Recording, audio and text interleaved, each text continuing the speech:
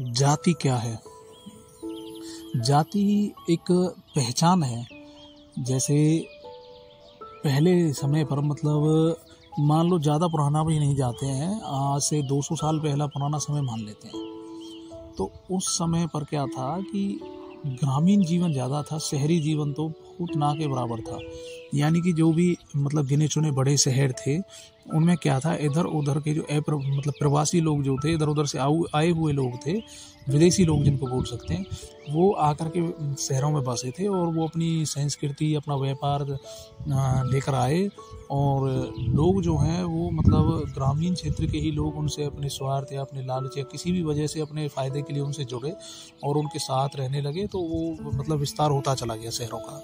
तो उससे पहले लोग जो थे वो गाँवों में बसते थे और उससे पहले भी कबीले थे और कबीले से पहले सभी के सभी लोग प्रवासी थे कि यहाँ से उधर चले गए, वहाँ से उधर चले गए। जैसा भी मतलब मौसम रहा या प्रकृति में जैसा भी उन्हें मतलब उचित लगा अपने हिसाब से उसी आधार पर वो इधर से उधर विचरते रहे। जैसे आपने देखा भी होगा कि अभी भी कुछ लोग घुमंतु लोग आपने देखे होंगे जो तकरीबन 50-100 की संख्या में निकलते हैं और जगह जगह डेरे डाल लेते हैं और फिर वहाँ से निकल के दूसरी जगह चले जाते हैं।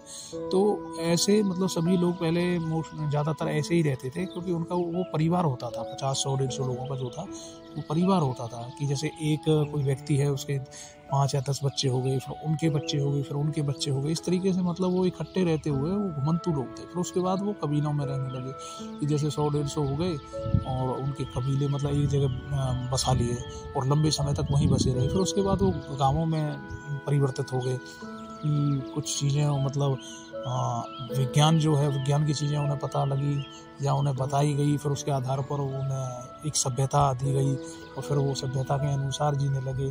तो गांव बसने लगे। मान लो जैसे 2 या 4 जितने भी व्यक्ति थे उनका मतलब कुनबा बढ़ता रहा, उनका परिवार बढ़ता रहा और वहीं बसते रहे और वो गांव बनते गए। और जब गांव ज़्यादा बड़े हो गए, मतलब एक निश्चित सीमा से ज़्यादा हो जाते थे लोग, तो फिर वो दूसरा गाँव बसा लेते थे। उस तरीके से गाँव बसते थे। तो उनमें क्या था कि जो भी परिवार होते थे वो अपनी एक पहचान लेकर चलते थे। जैसे आपने सुना भी होगा आदिवासियों के जैसे कबीले होते थे तो उनमें अलग अलग पहचान होती थी कि ये फलाना कबीला है, ये फलाना कबीला है। तो इसी तरीके से जाती है कि मतलब एक ही परिवार जो बहुत बढ़ गया या कह लें कि भाई वो विस्तार होते होते एक जगह से दूसरी जगह तक पहुंच गया, एक कोने से दूसरी कोने तक पहुंच गया, या लोग मतलब काफ़ी संख्या में बढ़ गए और इधर उधर रहने लगे। तो वो सभी एक ही परिवार के जो अंग हैं उन्हें हम जाति कहते हैं। एक पहचान है जाति की, वो फलाने परिवार के लोग हैं, फलानी जाति के लोग हैं, तो वो उनके परिवार की पहचान है। अच्छा, गोत्र क्या हुए? तो गोत्र ये है कि जैसे मान लो किसी का कोई नाम है और उस नाम वाले का एक गांव बस गया तो कि भाई ये फलाने गोत्र का गांव हो गया या ये फलाने आदमी का गांव हो गया।